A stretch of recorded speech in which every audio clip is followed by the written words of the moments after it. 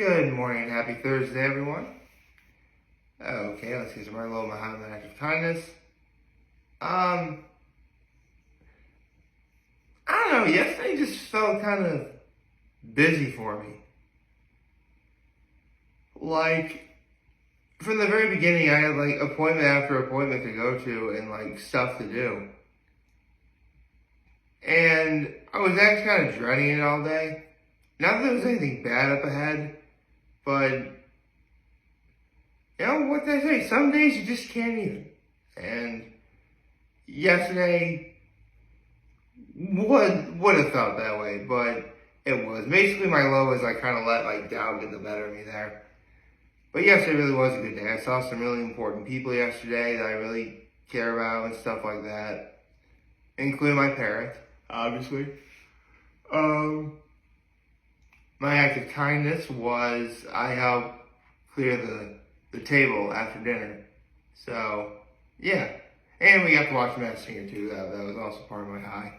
That was really fun. Oh,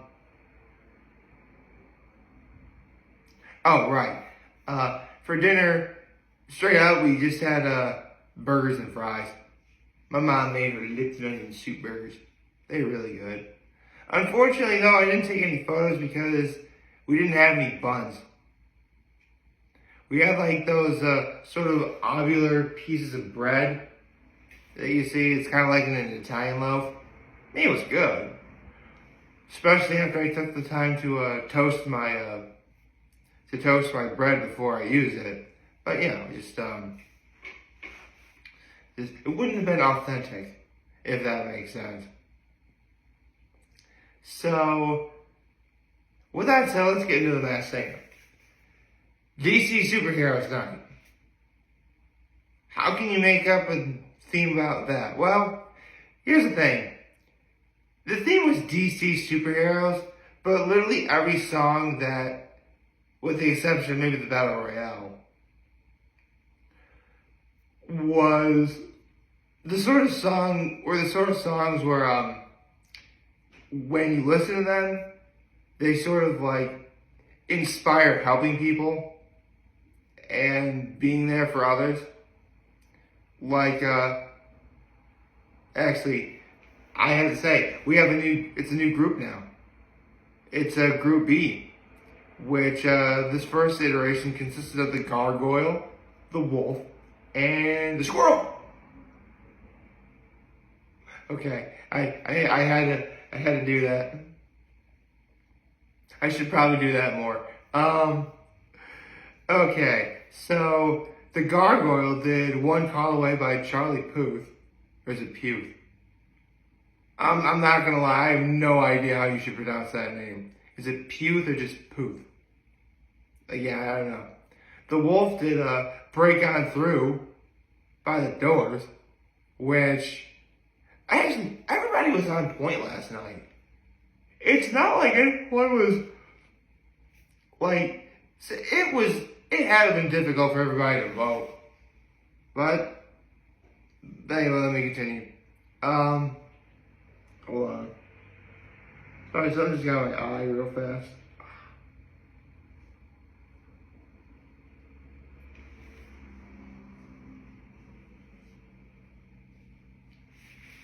There we go. Where was I? Right. The Squirrel did Try by Pink. And of those three contestants, the Wolf was the one who got eliminated. Before I get into that any further, I should probably tell you, I love that the Masked Singer really has been trying to incorporate like guest performances. In this case, it was one of the panelists, Nicole Scherzinger, and she did Holding Out for a Hero, which that was a good rendition of that song. I like Holding Out for a Hero. That's a really good song. Funny enough, though, my first introduction to that song was from Shrek 2. Yeah.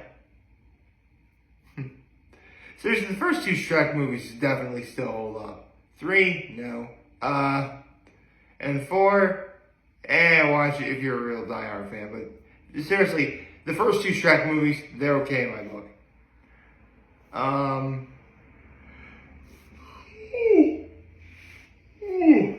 God. For the record, I was also dozing off on The Masked Singer too. I was just barely staying awake through it. I don't know why, but for whatever reason, I just kept falling asleep. Or really dozing off. Or almost dozing off. With during when The Masked Singer was on. But anyway. The Battle Royale. Actually, what am I thinking? I didn't even mention who was who the wolf was. The wolf was Michael Bolton. And for his encore performance, he did his signature song, How Am I Supposed to Live Without You? I mean, it's Michael Bolton, man. He's awesome. We all know he's awesome.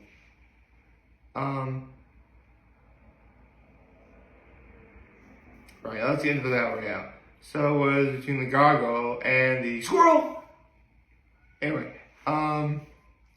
yes, I am a fan of Up. Yes, I will continue to do that. I swear I think that's the last one I do for this video. Let's see, the gargoyle. And, okay, I'm trying not to do it again because the comedy works in threes. I'm trying not to do it again, I swear. So the Battle Royale song was Kryptonite by Three Doors Down. Remember how I mentioned earlier where, with the exception of the Battle Royale song, none of the songs you would consider DC superhero related? Well, the song is literally called Kryptonite, Superman's weakness. Which both performers did incredible. But, straight up, the gargoyle lost, but the judges kept him. They rang the bell. I can't believe they used it this early. In the last group, they waited until, the final episode where Group A was going to be on before they used it. This is the first instance that Group B is on. And now they only have one left. I just hope they know when to use it appropriately. I mean, oh, gosh. Man, I don't know why I'm so tired. I actually went to bed pretty early, too. I don't know. But anyway, it was a great episode of The Masked Singer. DC Superheroes Night. Definitely turned out to be better than I thought. Although, I'm real excited for next week because next week is Sesame Street night. I can't wait for Sesame Street. You love Sesame Street.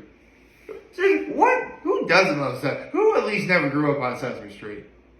You got Grover, you got Elmo, you got Big Bird, Bert and Ernie, Oscar. Cookie Monster's my guy, though. There was one clip of a Cookie Monster I once saw where the lesson they were trying to teach was asking before you're allowed to have something.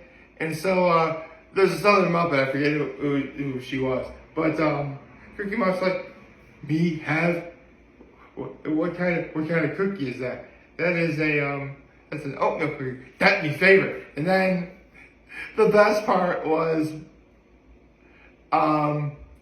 Cookie Monster's me have cookie. And then the other Muppet's can you have a cookie? And then Cookie Monster's that's the question, lady. And then the Muppet's well, no, Cookie Monster, you can't have it. And the instant that she says no, Cookie Monster's and then, no, what kind of question is that? No. One more question. Yes? Why? That was great. That got me every time, man. I love that. Ooh. Yeah.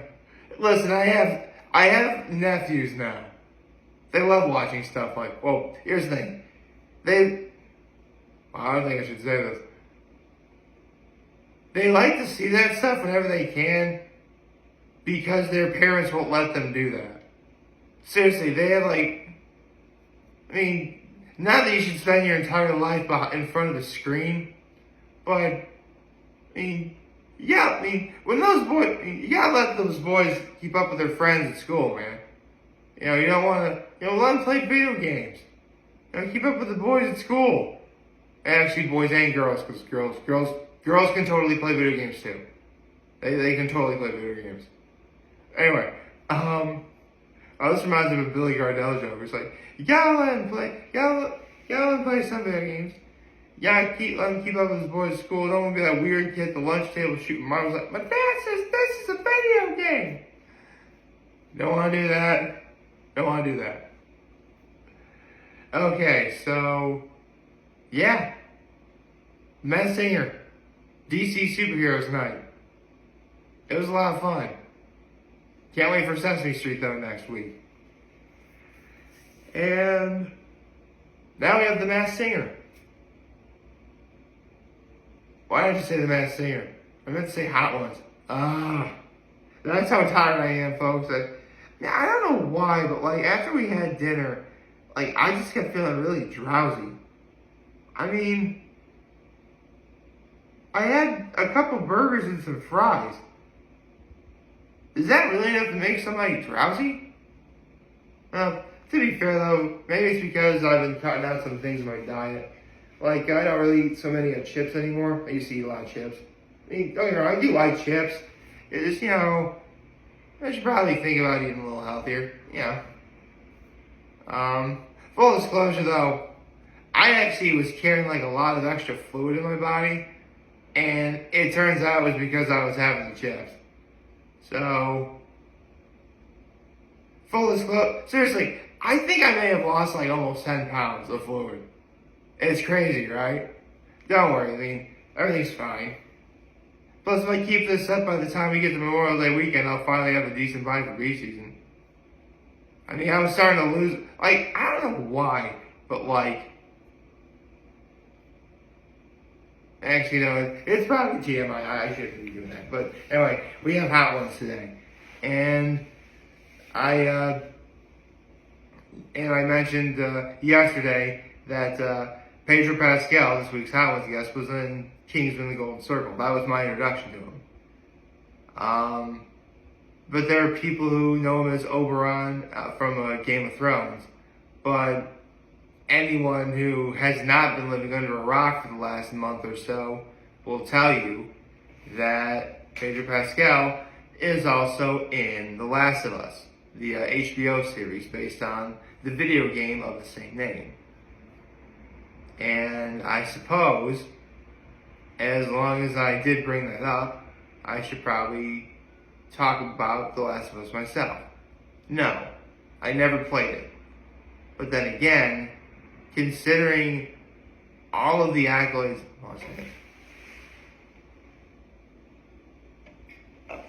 I thought there was something on my computer screen, but it turns out it was an emoji. Anyway, I have notes right there, in case anyone's wondering.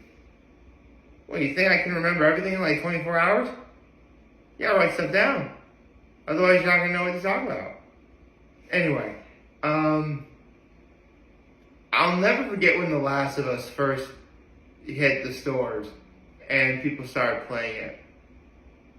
From the very beginning, it was a massive hit. I think one review for that game that sticks out to me was this one guy named Bennett the Sage, who he reviewed video games, and he literally starts the video with saying, "It's fantastic." There was no introduction, no build-up for what was going to happen. He just straight up said it's fantastic. And then he went out with the review. That's gotta be something really special. Another thing about the Last of Us game that stuck out, again, I never played the game, but I mean, come on, the trailers for that game were everywhere when it first came out in 2013. Was it 2013? Yeah, it was 2013.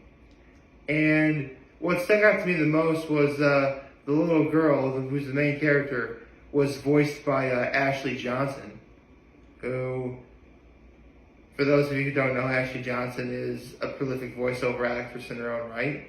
She's also done some live action stuff as well, one of which that sticks out to mind for me.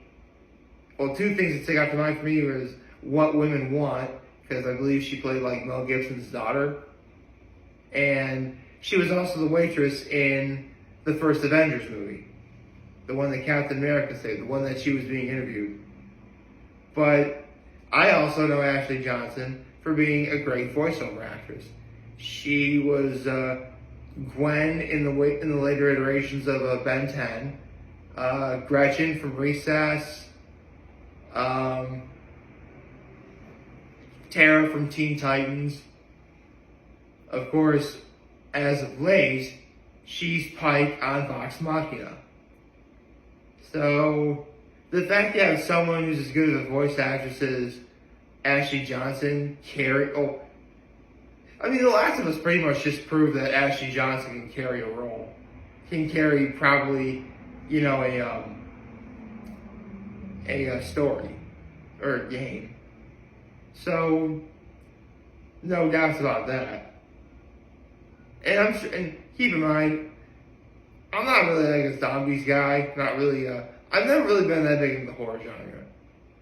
I kind of wish I was. I just haven't really seen that stuff with the right people, you know? But my point is, like, the elements I just described and many more made The Last of Us, like, the phenomenon that it was. And, honestly, I was a little surprised that HBO wanted to make The Last of Us into a show. Considering like, 99% of the time, any video game that's made into a show or movie usually winds up being pretty bad. But from what I hear, The Last of Us on HBO has been getting pretty great reviews, so maybe we're finally over that hump of getting good video game adaptations. Maybe. I hope I liked this video, and if you did, like and subscribe to the YouTube channel, follow me on social media. As always, I'm very home on this video. For all of you guys who enjoyed it, I hope you have a wonderful, wonderful, wonderful Thursday. And remember, if you guys want to talk to channel, I'm always going to be here to lend it. I'll see you back. Take care and make good choices. 607 all day, baby. And one last thing. I can't believe I forgot to say, for those of you who celebrated International Women's Day yesterday, I really hope it was all great for you. I mean, here's the thing, I'm a dude. I'm not entirely sure if I'm allowed to celebrate International Women's Day, but it is nice that, you know, holidays like that exist. It really does, because it really does signify the importance of women in society, and it's great. I love that. Although personally, I like to call. I always say if International Women's Day didn't exist, I would say Mother's Day is International Women's Day. Now I have to refer to Mother's Day as International Women's Day 2, the sequel. Take care.